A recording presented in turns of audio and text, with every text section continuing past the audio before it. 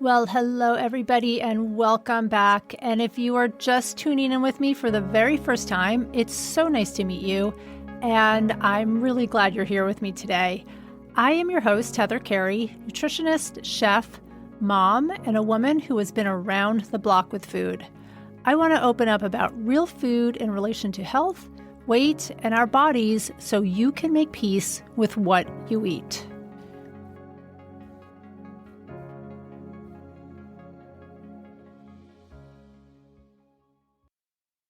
Hi, everyone, and welcome back to the Real Food Stories podcast. Today, we are talking about all things sleep. And I don't think I know a single person who does not struggle with sleep at some time in their life. And so when I was talking to Dr. Bijoy John, and we were having a conversation, I knew I had to have him on the show because sleep, as I have talked about in lots of previous episodes, is critical to our good health, our weight, our moods, our overall well-being. So why is it so hard to get a good night's sleep? And you've probably heard the saying, I'll sleep when I'm dead, because let's face it, being busy is like wearing a badge of honor. Truth is, not getting enough sleep consistently might get us there sooner. So I'm going to leave it up to Dr. John to fill us in on why we are not sleeping well, the importance of a good night's sleep, how sleep and our weight, our food choices and moods are so linked, and the specific things we must do to finally get our rest. But first, let me introduce Dr. Bijoy John. Dr. John is a board-certified physician and practicing sleep specialist, currently in private practice with over 25 years of experience in pulmonary and critical care and sleep medicine. He is the founder and medical director of Sleep Wellness Clinics of America, offering in-person and online consultation, education, modern diagnostic modalities, home testing, and comprehensive treatment for a full spectrum of sleep disorders. Dr. John is also the founder of Sleep Fix Academy, which offers online courses, podcasts, and other resources to improve sleep quality. He is also the author of this soon-to-be-released book, Nobody's Sleeping: 7 Proven Sleep Strategies for Better Health and Happiness. So, Dr. John, I'm so glad we are talking today because I know the relationship between sleep and health, but that does not mean people are getting good sleep. In fact, most people are living on a few hours of sleep a night. So let's start with you because I know you were in pulmonary and critical care before devoting your career to the specialty of sleep. And I think you were having your own struggles with insomnia. So why don't we just hear about your story first? Thanks, Heather. It was so great to talk to you and be on your show. And thanks for what you do. Sleep is the foundation on which health and fitness is built. There's no other way, right? So, but you can't hustle your way into sleep. Sleep, I call it, is the contrary to the hustle culture. It's like a smooth golf swing. You can swing hard, and so but today, the world we live in, you can all hustle your way into it. You can't. I am a sufferer. What happened personally in my life, of course, in med school, there is no sleep, right?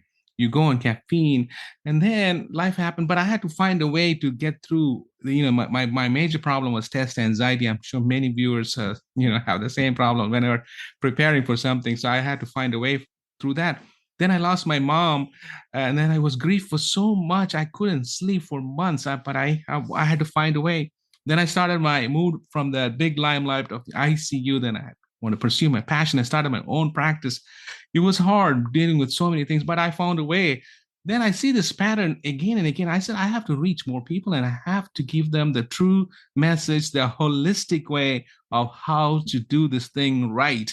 The society and the all the information you get from the internet is pseudoscience. It is not true. You can data mine your way into sleep. You can hustle your way into sleep.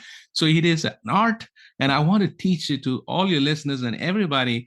I want to give this gift because I've discovered the joy of sound sleep. And once you have it, you have the superpower. You can go hard at it. It is a foundation. I call it the superpower. And I want to share. And of course, that diet and eating is all related to sleep, and all the health problems will go as we go along. And you can choose any topic and if you want to start with the food, we can start right there, and it's your choice, Heather. Yeah, I mean, I have a million questions about sleep, Yes. and I know that my audience does too. Yes. So let's start with the first question. How does poor sleep just impact various body functions just on a physical level when you are just chronically not getting enough sleep? You know what? Let me back up to how much sleep do we need a night? Perfect. Great question.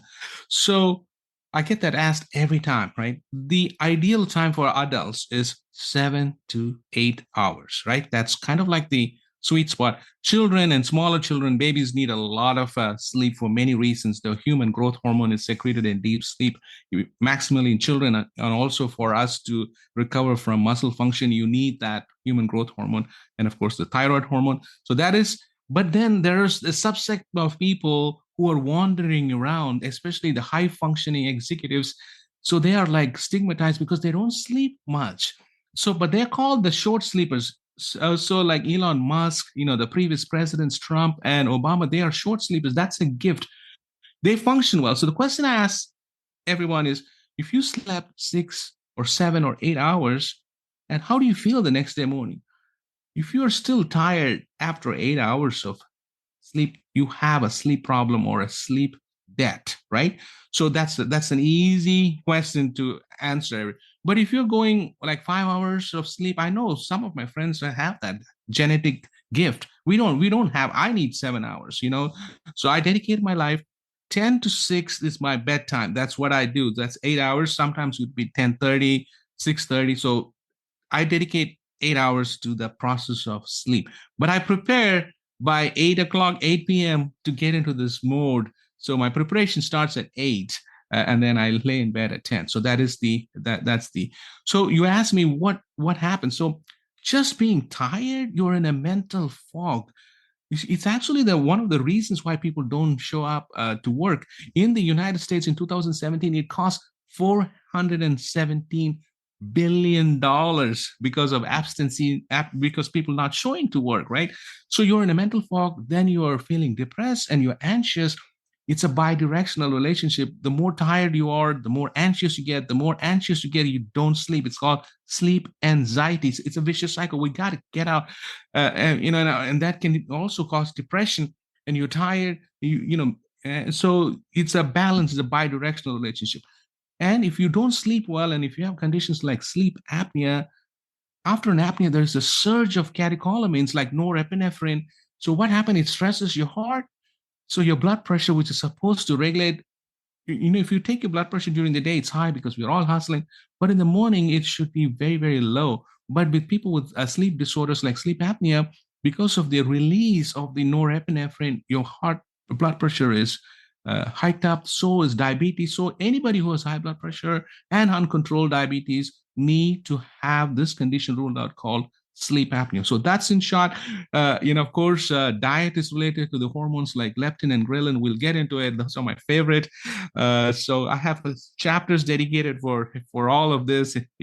For mental health, for weight gain, and also my mom taught me how to sleep, so I dedicated a chapter for women. Women's sleep is absolutely nuanced. It is very complicated. Women are, two-thirds of all my patients who don't sleep well are women.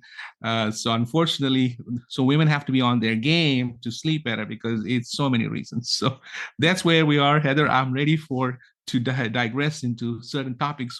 It's all your choice. Let's go. Okay, I know there's so much to talk about because I mean, Yes. so I really want to focus on women and sleeping, but first Yes. I just want to just go back to the mental Hmm. um part because I think there's this what comes first, do you have anxiety and depression and then you can't sleep, or can you are you not sleeping and that creates anxiety and depression? And I guess I'm So I'm sort of answering my own question. I mean, it can't hurt to just focus on sleep and see if that helps, right? For all of that's it. it. But I mean, what do you think comes first? I mean, do you think that lack of sleep leads to a lot of anxiety and depression? Correct. So that I believe, if you look at 100% of people who are anxious, they have a sleeping problem, right? So I believe I would say it's I have to give it 50-50. I can.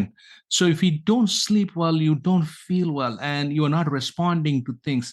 See, the my psychiatrist friend gave this beautiful definition of anxiety and depression. Anxiety is the fear of the future. Depression is worrying about the past. So anxiety is worrying about the future, and depression is worrying about the past. What a beautiful, simple definition. Of course, it can be complicated, but when you're not sleeping, you're worrying more because you think you can't handle it. I just so that's the loop you opened up. And then when you don't do things well, you're short-tempered. Then it creates more hurt within yourself. Then you start thinking about it in your bed. You're not sleeping, so it's a vicious cycle. But if you can do that and try to get off this cycle, then you are great. So that's why I also have an acronym, Sleep Now. I have dedicated the NO to no to worrying. We'll get into it towards the end, or how to do that. So I think it's a 50-50 problem. I have a beautiful picture. It's like a circle: sleep, anxiety, poor sleep causes anxiety and worsens depression, and then it's a loop. Just imagine, that was my own thinking. I just put it in my book. Yeah, that sounds right. It's almost like it is like a loop, right? It Yes. one just feeds off the other, I guess. Right. So let's focus on women's health, because that's Yes. where I'm at. And I know that in midlife, with menopause, hormones, there are so many women who just cannot get a good night's sleep. I mean, so there's hot flashes keeping women up. So there's things that, that are like happening. So it's not just that they just can't they can't explain it, but things wake you up. You have to go to the bathroom in the middle of the night. So your hormones, your hot flashes, let's talk a little bit more about that. What do you feel? How can women in going through menopause just get a really good solid night's sleep? Because I know for me, when I get woken up in the middle of the night and then I'm up, I'm maybe thinking, maybe a hot flash wakes me up. My whole day is ruined, and then you do that for days in a row, that it's Yes. just, it can be really mentally challenging. Yeah, the bad habits happen. I have to rewind and go all the way back. Even as a young woman, just because of the time of your menstrual period, your pain, the premenstrual syndrome, all that pain, your sleep is, it can affect your sleep. So then, childbearing, pregnancy is horrible. In the third trimester, you don't sleep well in pregnancy, and then childbearing and responsibilities. So you're set up, you're managing your career. And then, so you are a little bit hyper, women are a little bit hyper vigilant just by nature. There are many nights my children come and they come past curfew. My wife will be like, "Did you know your son came at this time? Did you know your daughter?" I said, "What happened? Did you know there was a storm?" I said, "I don't know." But maybe I was recovering from a night of call. I don't know, but many incidents. So there is this hyper vigilance in women. And then every time, so as a young woman, and then in middle age, having, raising children, and then comes menopause, you see. So the estrogen is such a protector of women's health. It is, I mean, I've done, even in my research in the intensive care unit, in patients who respond to the lung injury from COVID or whatever, the women are protected because of, that's what we always found. But then what, you are losing that, right? So that's why women are not as risk as men for sleep apnea. But once menopause hits, the risk is same in men and women. Women gain about 7 pounds on the average in menopause. So these are some of those things. Hot flashes because of the hormonal changes, and low estrogen. What it does, the ureter, the conduit that moves the urine, is slowed. That muscle is also estrogen dependent. It loses its contractility, and so it's not moving much. And women are at risk for urinary tract infections, and that's one of those things. You wake up to use the restroom, mild UTI, not the raging. I'm not talking about the little bit or your sensation of your bladder being full. So that hormone just changes everything. So the loss of estrogen, so 7 pounds you gain in perimenopause on an average. And then what women do, they're always, you want to learn about a lot of things. You're very inquisitive and you learn. And there's this sleepy time tea or some kind of tea guess what? It's caffeine. It's a diuretic. So I described the scenario of this perimenopausal woman who comes to me with these kind of symptoms. So I had to go back, and she drinks her favorite tea around like 8 p.m. and then she wakes up. So I just made her drink it in the morning. If you want to drink it, drink it. So, and then she had complaints of some leg pains, and you're at risk for low iron. You can have symptoms called restless leg syndrome. That is a commonest disorder known to men, but most people are not aware. You have this Charlie horse sensation. There's an easily treatable condition. It's and the number one cause is iron deficiency. So you have that, and then if you're snoring, you're likely to have sleep apnea in the menopausal age. So, the change of hormones, night sweats waking you up, using the restroom because of those slowing of the ureter, the conduit that passes urine, or a fullness of the bladder, and of course you start to snore, and then that you're vulnerable for sleep apnea. So when you have an apnea, the brain is like sending the surge chemical. Hey, wake up! The aim of the body is to keep you alive. It's going to trigger you that flight or fight response at night in your sleep, and then you wake up, and then you look at the clock or you have your phone next by. The game is over. It's 3 o'clock. Oh, I only slept 3 hours. Oh, I got to get up. So the cognitive activity increases, this bad habits, and then it just, most people are having, and women are also vulnerable for something called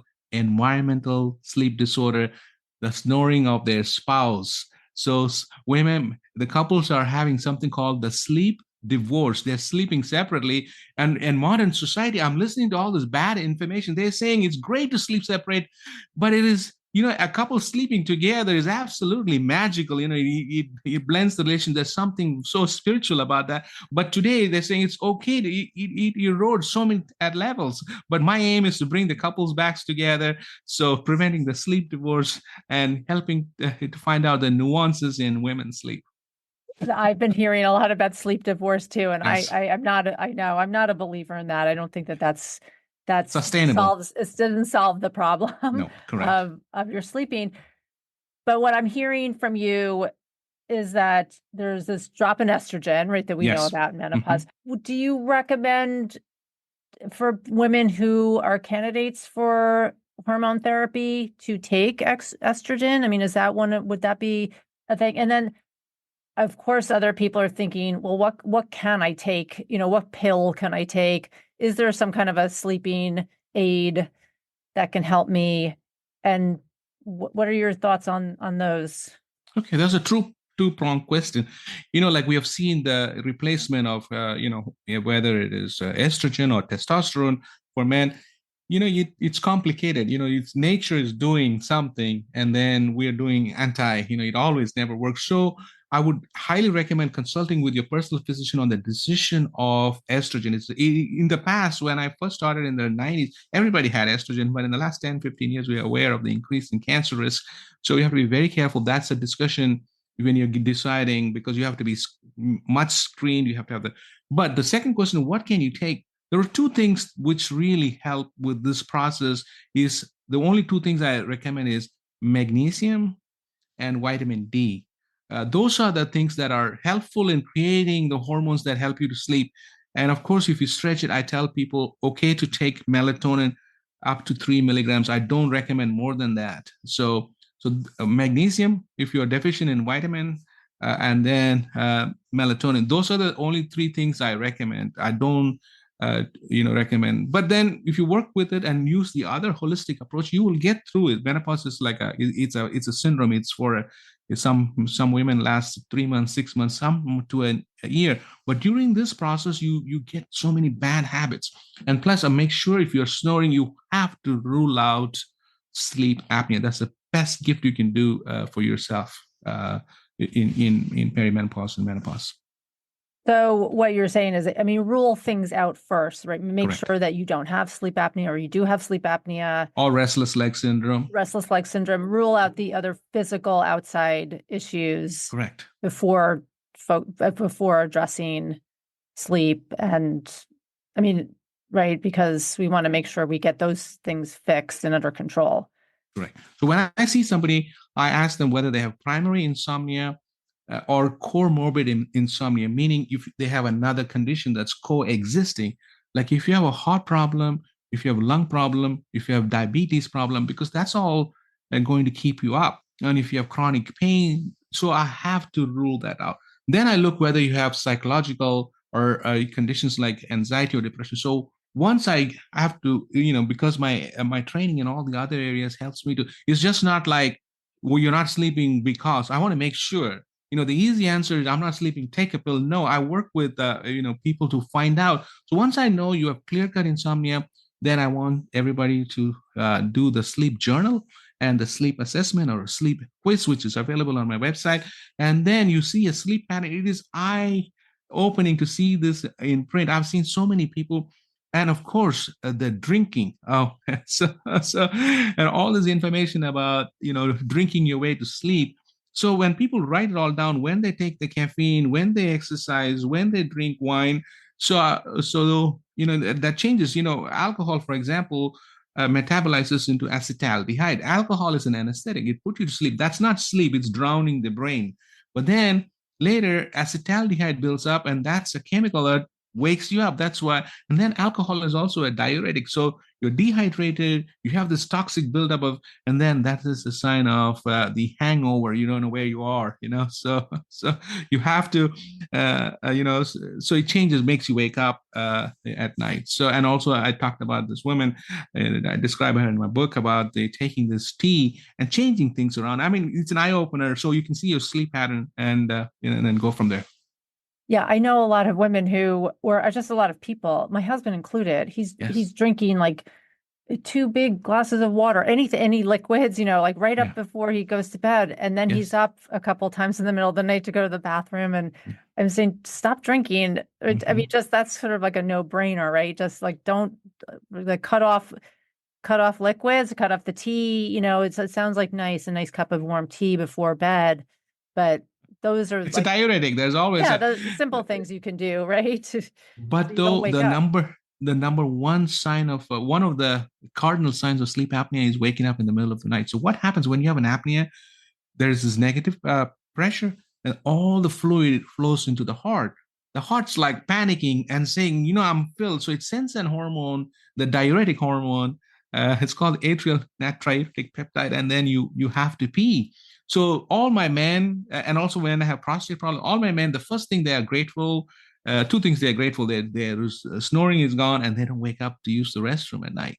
So it's not all the fluid. It's a medical condition. It's either Mm. going to be prostate problem or sleep apnea. So you have to rule that out if you're waking in the middle of the night. Okay, good to know. Let's go back for a second and talk about, you mentioned the hormones leptin and ghrelin, Oh right? These are your yes, hunger and satiety hormones. correct. And let's talk about how lack of sleep and, chronic lack of sleep affects those and then leads to maybe overeating and more cravings for sugar, and then in turn, weight gain. Correct. So, like I mentioned before, sleep is the foundation where fitness and health is built on, and diet is built on, because we have to have. So there is this, we found out leptin and ghrelin. Leptin lowers the appetite, ghrelin increases the appetite. In chronic insomnias, guess what? This ratio is altered. You have less of a leptin and more of ghrelin, and insomniacs, just by the fact when you're awake, guess what? You have more time to eat. That's why shift workers, especially night shift workers, are more a chance to gain weight because they are more awake than regular worker. So guess what? When you're tired, what you're doing? Bad choices. You're going and getting high glycemic foods like potato chips, candy, or sugary drinks. So then what happens? If you take a sugary drink even 4 hours prior to going to sleep, it is affecting your quality of sleep. So you're doing bad, and then it's going to affect your body. And then meal, if you eat a big meal closer to bedtime, the food stays in the stomach for about 2 hours, and to digest it, the end product of digestion is heat. Heat is not good for sleeping because melatonin is only secreted in colder temperature within core body temperature. So just by eating more, a big meal. So I tell people to have your favorite meal in the afternoon and less, and at least 2 3 hours. If you're going to bed at 10, try to be done by at least by 8 p.m. your dinner. So, and a light, low carb, low glycemic dinner. So it's a very simple strategy. So you have to do this, otherwise your metabolism, the hormone is completely altered. So let's talk then about, I've heard you say like you go to bed at 10 and get up at Mhm, 6, right? And it sounds like you're mhm. pretty regimented with that. And that's I've probably been, something that you yes, highly recommend, is just correct. staying Mhm, to a firm sleep schedule. But yes, what if you are a night owl? You like correct, to it just doesn't feel right correct. to go to bed at 10 o'clock at night, and it just doesn't. So two things. What if you're a night owl and you Yes, like to stay up a little later? And does going to sleep later, does that mess with your circadian rhythm? So circadian rhythms is like the biological clock we have, right? correct. Yes, It's it your hormones kind of get fired at certain times of the day and yes, night, and right all through your 24-hour cycle. correct. So does sleep affect that? What if you're just kind of all over the map with sleeping, and sometimes you're going to bed at midnight and sometimes you're going to bed at 10 o'clock? And let's talk about that a little bit, Right. how how your hormones and your just body functions get messed up because of not being consistent. Right. So there's a genetic night owl people. That's a totally different topic. But most of the night owls today's world is behaviorally induced, right? So I call them the teenagers of my practice. So during teenage years, there's hormones just shift the clock. So they have this delayed sleep phase syndrome. So you are moving the clock forward because of the hormones play a huge role, and plus because of the behavior that the teenagers tend to stay up late for many, many reasons. So you move. So, and then what happens is in today's world, this is a major thing.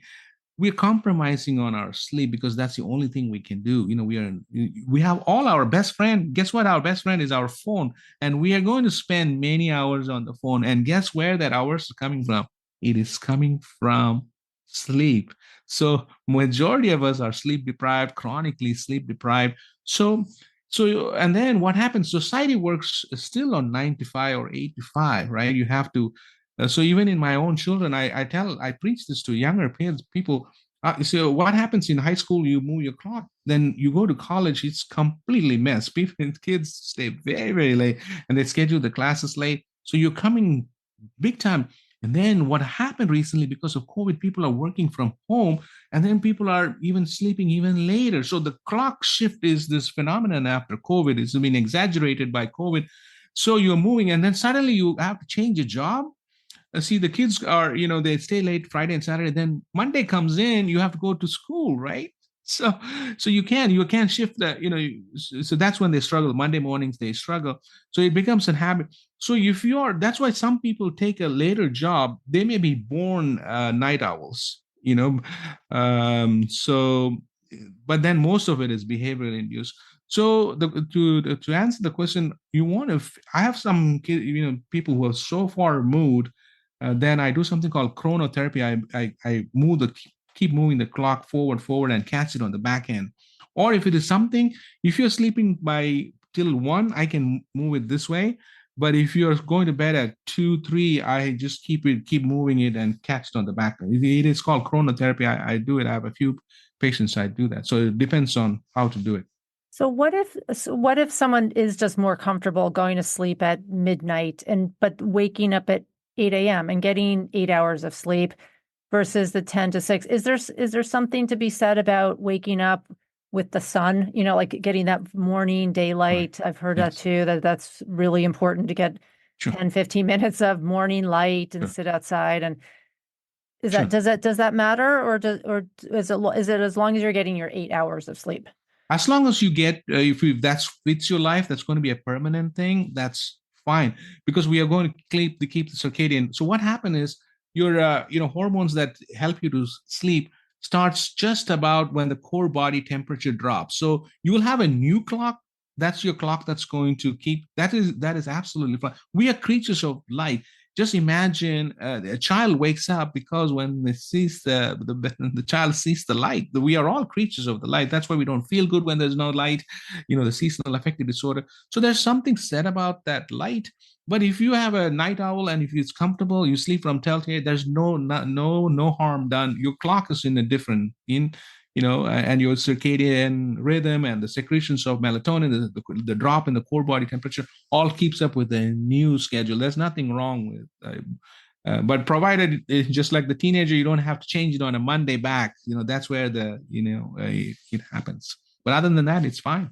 Okay. All right. That's good to know because I Yes. do know a couple of night owls who really like Yes. to go to sleep midnight and even later, but they're making up for it on the other end. They're probably waking. Correct. I can't relate to that. I'm like you. I like to sleep 10 Yes. o'clock, get up at 6. I'm a morning Yes. person. Like it's Yes. not relatable to me, but I guess if that's okay, Hmm. that's good. So I have a couple, I want to talk about your book and your 7 strategies, but I have a Hmm. couple just like rapid fire questions that I thought we Yes. could ask. Yes. All these things that you see on the internet and social media and things to do. So I'm just going to ask quick. You can do like a yes or no or like a quick short answer. You've already answered about magnesium. You like magnesium, right? And Correct. that's Yes. how much magnesium do you recommend?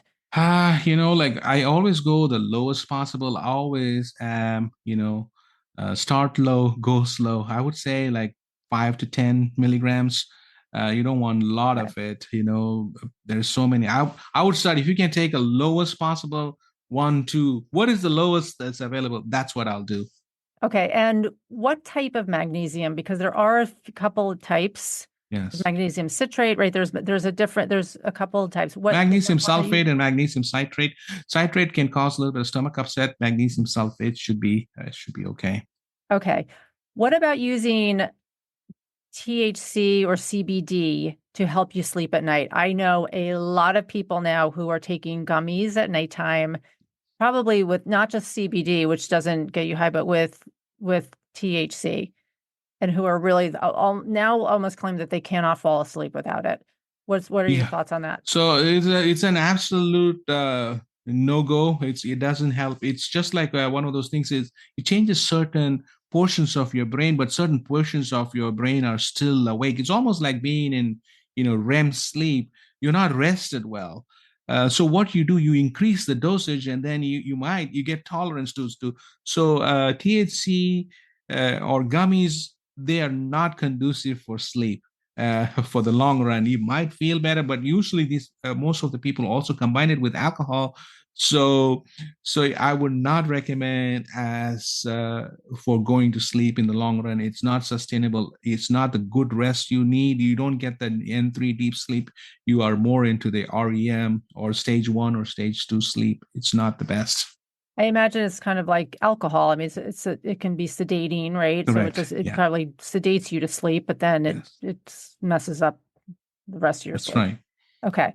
What about caffeine, and drinking caffeine? I Right. know for me, if I drink caffeine past 3 o'clock in the afternoon, I'm very sensitive to caffeine. I can only drink like 1 cup of tea in the morning, but sometimes every once in a while I'll drink something like maybe mid-afternoon, and that will mess up my sleep.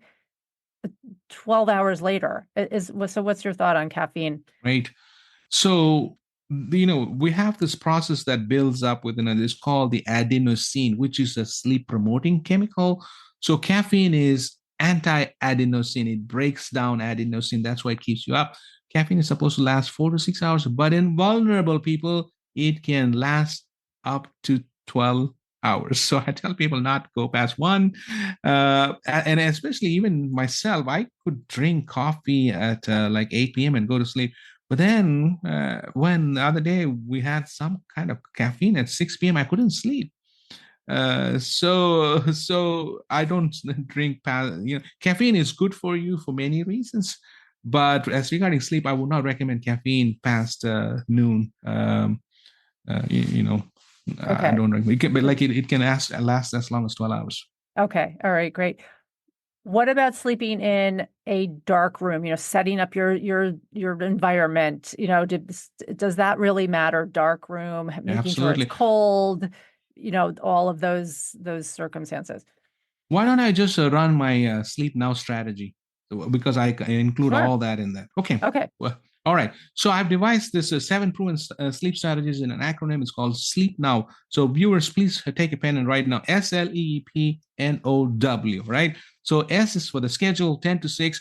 But here's a little caveat. If you struggle to go, you're going to bed at 10 and cannot sleep till midnight, make sure you don't go to bed at 10. Go to get closer to when you fell asleep at 10:30, not 10:30, 11:30, and keep up 6 a.m. Most people, the insomniacs, all of them, what they do, they were trying to get to bed earlier, thinking to catch sleep. So you're struggling for 3 hours. So go to bed, but make sure you sleep at 6 a.m. And I want to create the sleep debt. Guess what? In 2 weeks, you will, the first week, they don't like themselves, they don't like me.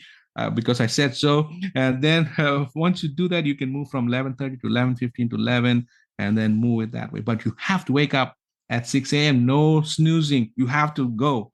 Next, in the L is low light, low noise, low temperature, because melatonin, mela means darkness. Melatonin is only secreted in dark and in colder temperatures. So make sure your temperature is set between 65 to 70. That's why you don't sleep well in a tropical vacation, because it's too hot. Your melatonin is not there. So you don't sleep well in tropical condition. Of course, noise is a deterrent. So those two things. So next is electronics. We talked a lot about it.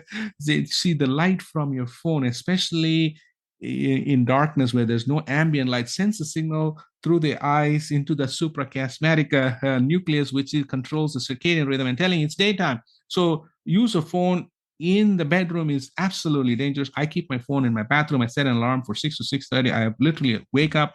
And of course, in the middle of the night, you wake up, the dings, and it's 3 o'clock. You don't want to access. So no clocks in your bedroom, no, and your phone set an alarm.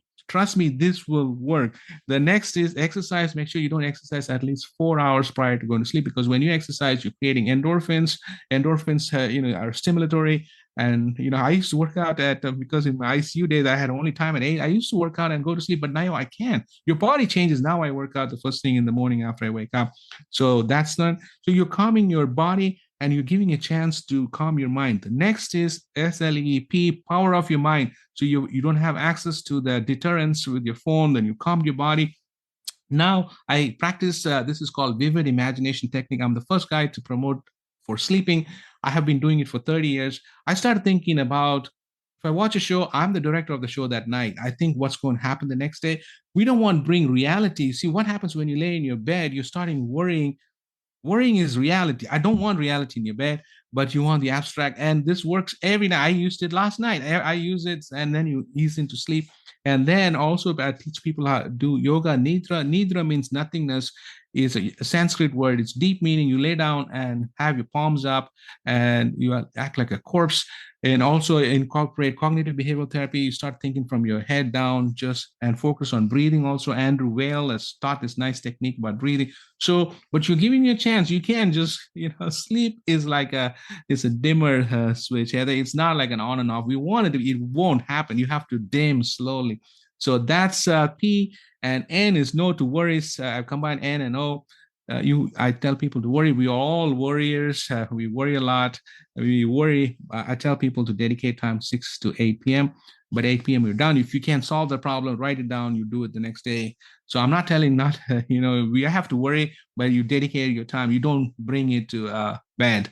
And then W is win by losing.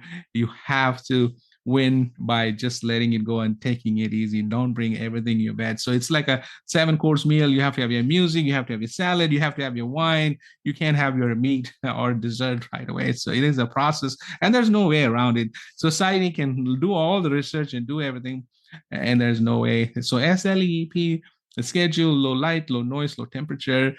He's for electronics, no electronics, at least 30 minutes prior to going to sleep, and exercise 4 hours. Power of your mind, no to worries, win by losing. And that works. I've helped hundreds and hundreds of people, including my own children. I put them on the schedule. They look at it. And also today, everybody wants to look at their sleep pattern. I get the number one reason for my consult is, yeah, I didn't get enough REM sleep. I didn't get enough. So what are you going to do? They worry and it gets worse. So I tell people to get the data, implement these strategies, and look it up. You can't data mine your way to sleep. You can't do it. But society and everything, all this bad information, people are desperate. but it will take 2 to 3 to 4, at least 6 weeks. I have a sleep now course, which I have these videos, which I'm explaining bits and pieces on my website. So people are desperate. There's wrong information. There's no good information. There's a few good information. Matthew Walker's information is good. So he wrote Why We Sleep. It's inspired me to write this book as the sequel of Why We Sleep from a scientist's perspective. Now I've seen practical how to, the sleep disorders and how to treat them is my, so everybody who has read that book, people are so desperate to know. There's no good information. So everybody is an expert. Check the credentials and there's no bad information. So it is, it's like taking the stairs. It's not easy. I'm not promising something. So I hope everybody took note of this. And it's my message. I want to spread this to as many as people as you can. Yeah, thanks. I mean, it takes work. I mean, Yes. I love your 7 steps and, especially winding it down at the end of the day. Leave your worries out there, write them down in a journal, right? And don't bring the worry into your bed with you. Correct. Yes. Love that. Yeah. And use the imagination. Bed is the abstract. Oh, and I love that too. The bedroom is for sleeping and sex. Most people are worrying or snoring. Right. And not using their vivid imagination. I love that. Well, how can people get your book? Is your book out yet? Yeah, it's ready to pre-order. I have received some author's copies. I can show you how it looks like. It's really done well. So I'm proud. It's available in everywhere. It's called Nobody's Sleeping: 7 Proven Strategies, and people can check my website www.sleepfixacademy.com. Fantastic. I will put all of those links in the show notes so people can access that. And I have one last question. Yes. Because I think people have asked me this, or, we talked about this a lot. Can you catch up on sleep? So say I'm getting 5-6 hours of sleep Monday through Friday. Can I catch up on the weekends? Perfect. Yes. So, my son called me in college and said, Dad, I have a sleep problem. I said to him, son, you don't have a sleep problem. You have a sleep debt. So he came home for his holidays in college. I unplugged him. He slept 3 days for like 14 hours. And then I asked him, do you have a sleep problem? No, I have but remember, when you have a insomnia, I'm creating a sleep debt by the schedule. It's called sleep restriction. So, and during that time, you should not take naps also. So you're creating a sleep debt to have a consolidated time at night, right? And then there is this condition called hypersomnia. Some people, no matter how much they sleep, 8-10 hours, they're still tired. So they might have a condition called hypersomnia. I have a few collection of my patients, and I wanted to bring that information. So to answer a question, if you know in the weekends you need to make that debt and sleep and take a nap, whatever it takes to catch up. That's for regular people, like high functioning people, dedicate to make up sleep debt. But just make sure when you're treating insomnia, you're creating a sleep debt. But if you have a sleep debt by working, you just and compensate that. It's great strategy. Okay. Ideally, we don't want to be in that habit of making it sleep. We want to be following your 7 steps and being really consistent every night with our sleep.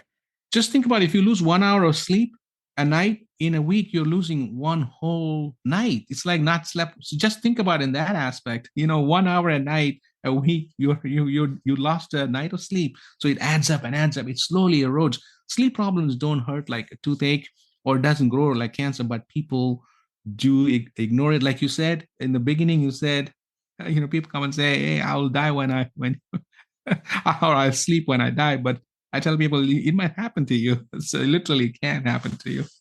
Yeah, no, I've heard people say I'll sleep when I'm dead. I mean, they're just too busy right now for, to worry about sleeping, but there is nothing like a good night's sleep. I mean, there's nothing that feels as good as that. So Dr. John, thank you so much. I really appreciate all of your information. I think we've gotten lots of questions answered, and the takeaway is that we really all need good quality sleep. And I love your 7 steps and looking forward to reading your book. Yes. So thanks, Heather. Thanks for having me on your show. Sleep well, be well, and let's go sleeping.